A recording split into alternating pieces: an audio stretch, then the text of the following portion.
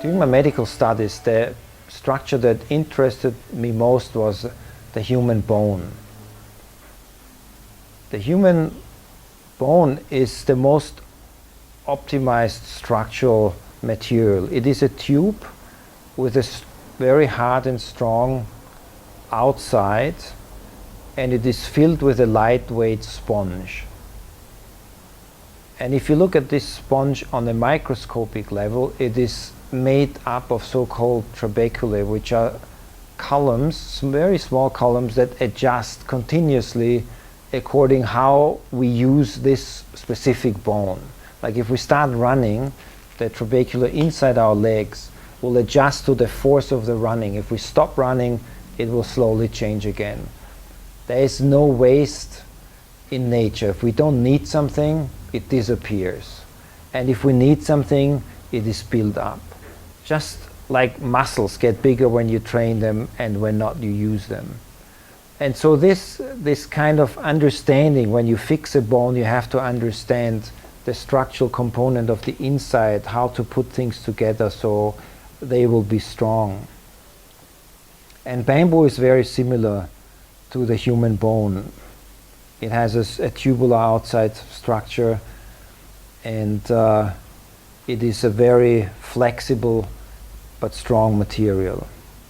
And I think that is where I got a lot of inspiration from nature in terms of the structural part, but also in terms of the design part. We find that nature is a great inspiration to design things in a way that it catches the human mind and that it makes things interesting. And sometimes it's the little irregularities in the design that will actually make somebody smile, or that will actually make a certain note ring up on a line or in the design of a building that attaches somebody's heart to this building. It is this connection that we try to create. We try to learn from nature, and we try to implement what we learn into our design in order to reach out to the hearts of the one who is looking and who is using our creations. We find that nature plays an important part in the growth of the children and the growth of character, and also for the right growth of the body. I myself grew up in the mountains, and whenever I needed a point of peace, I ran up a mountain to the point of exhaustion, and then the exhilaration and the view and the quietness became my anchor point. Nature connects. Nature has this ability to touch our hearts. It is so easy to make somebody smile with a waterfall, a beautiful flower, a beautiful tree. So nature has this ability to touch our heart, to connect to the heart. And nature also has the ability to use this connection to provide a point of homecoming, a point of peace. I always wanted to design buildings that make people smile, that make them feel they came home, that this is a safe and happy space for them.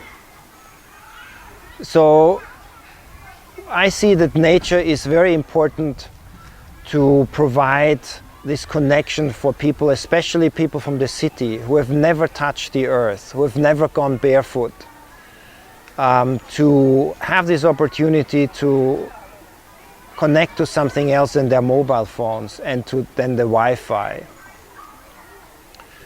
Children are so great because they are so open to connect to a space of happiness and a space that we provide. And I can see how it works in the school, you know, parents complaining that children wake them up in the morning and say, when do we go? Or in the evening when it's time to go home, parents running after their children in order to find them and get them back into the car. So, and of course overall by an atmosphere of laughter and ease and happiness, as you might hear in the background. And because of the way we designed it, it's like a village. They have to run around a lot from one building to the next. They do that barefoot. And there's so much research that shows that running around barefoot, touching the earth, has a direct impact on your mood and on your mind. And we can see how this impact is immediate and spontaneous with children who have been in front of tablets and mobile phones their whole life, how this calms their mind, how they suddenly start to interact with other children when before all they wanted to have is a small spot in a corner and being left in peace. Having the space, other children run around, opens them back up. Just because nature is there and helps you, and because the way we designed the building corresponds to their dreams, to their imagination, and creates a space where they want to be. They want to come back to learn. Of course, this is not just my architecture, this is also a great job of our academic team who create an intellectual space where they want to learn. And these two things enhance each other, the physical, the nature, and then of course the academic part on the other side. So sustainable architecture is a word that's being used a lot these days. And the question is, what is really sustainable? What does that mean? Sustainable means that something lasts and is beneficial in its context to the point where it can stay for a long time. It's about things in a context, people in a context. It's relationships. So if we look at human relationships, for example, when are they sustainable? They are sustainable when people like each other, when it lasts. Better even love each other. And the same thing is true for the relationship between people and buildings. It's a sustainable relationship when you like the place where you're at. Why? Because you feel at peace with that place. No need to find another place, and you will take care of the place. So sustainability is in direct relation with a sense of peace and harmony and happiness in a space. If people can't feel that in a space, this space will be abandoned and is definitely not going to last. How do we achieve this from the architectural side? For us, the most important part to help connect is nature. So how do we bring nature into this? Nature can be brought into this sustainability business in different ways, with the materials that we use, technology, with the design, how we place things into an environment, how we connect a building into the space instead of imposing it on a space. This is all related to an aspect of sustainability, because only if things come together, a building will benefit and survive. For us, the materials of choice to achieve this are bamboo and earth. We see these as materials with a high functionality that just haven't been brought to their ultimate potential yet. It is important for us to bring these materials into the 21st century with modern engineering science and with modern design. Very much like in this hall. Here we used engineering science to calculate and construct these arches, these trusses. So here we're using truss technology as it is used with concrete and steel everywhere in the 21st century. These trusses are being prefabricated after having been calculated by an engineer in detail. How many bamboo columns are on the bottom side, how many on the top side, how do they connect, how do we connect the trusses, is all a result of facts. It's a result of the wind force, of the shear force, of the load, of possible earthquakes. It's all been calculated. So this is where we're trying to take out or bring up natural architecture with natural materials from the hippie age to the modern age. And the same is with the other materials that we use.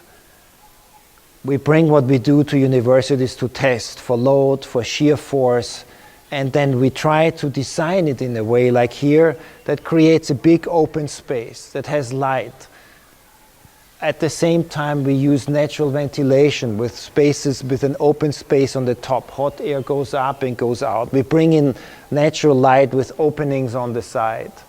So design and material together can create a space that is functional, lasting, and connects people to a place of smile and happiness and heart.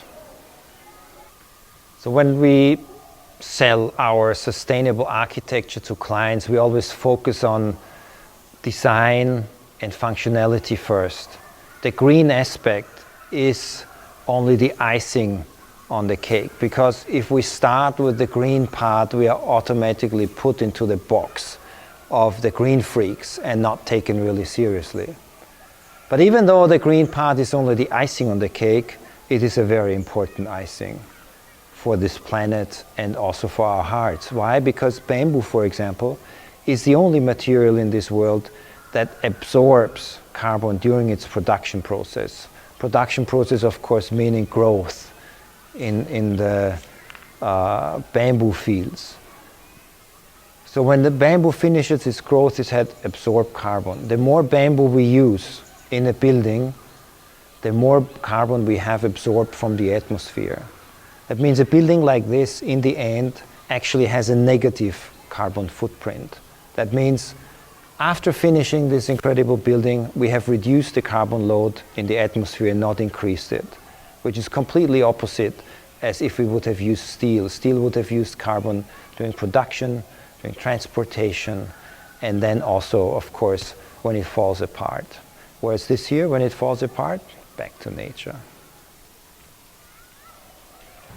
Bamboo has a similar structure as the bone.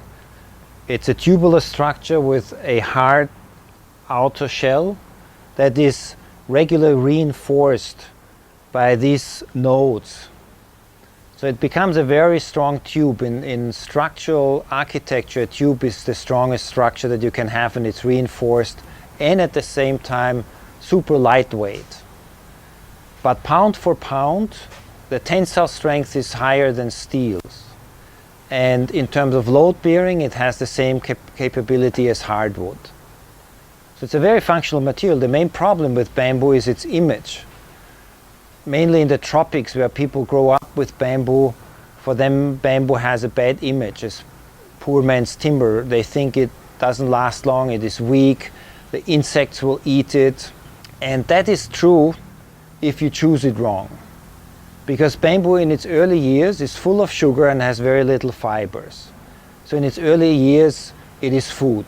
That's why the panda bear likes to eat it, elephants like to eat it, the insects like to eat it, humans like to eat it. It's food. And if you choose food as your structural material, well, then it will come down on you. And the reason why they choose it wrongly is bamboo is a grass. So the newer sprouts grow on the outside and are easier to cut. The human being is lazy by many people's attitude, so they take what is easy to get, is the outside ones. If the bamboo becomes about 4 years old, the sugar content reduces and the fiber content increases. So at about 4 years of age, bamboo becomes construction grade material. And that part, these pieces of bamboo are more in the inside of the clumps. And then when you choose it right, and additionally treat it, so we have to drill some holes into the bamboo and then put it into a solution for which we use a natural salt called borax and boric acid. If we put it into this solution additionally preserves the bamboo against insect rot, because the insects don't like the salty atmosphere, and also against fungi, as well as borax is a fire retardant, so it becomes easier, it is higher resistant to catch fire. And if we do all this, the bamboo can last 60 to 80 years and be a very competent structural component. So what is the responsibility of the architect? How far does it go? Is it just to satisfy the customer's game plan, or as specialists should we have a deeper and bigger insight into what works on the human plane? What is the responsibility towards society? Is it just to sustain the established rules, or should we be part of a change towards the better? Does it make sense to reinterpret 100-year-old architectural trends, or is it time to move on and make bigger steps towards necessary change? I want to take trends out of their boxes, like using natural materials is only for green freaks and hippies. Especially in the tropics, bamboo has the image of being poor man's timber, or earth is poor people's material. It is necessary for us to change the image, because we need to become understandable to a broader public. Only if in terms of feeling and in terms of understanding what we are doing, it is accessible to a broader public, we can institute change. If we can only access fringe groups that are already converted, the big change that is necessary is not going to happen. The change towards more peaceful societies, the change to reduce carbon emissions, to save this planet for some more generations.